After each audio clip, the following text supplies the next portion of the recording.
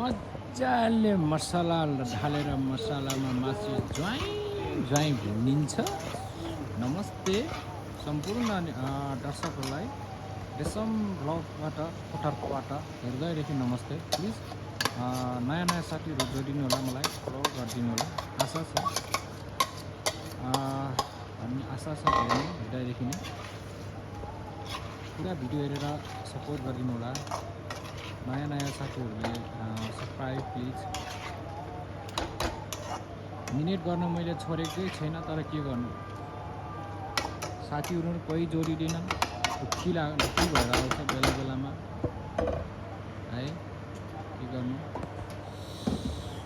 सिरिरी बतासै चल्यो, चिसो मौसममा मासु नि बन्यो।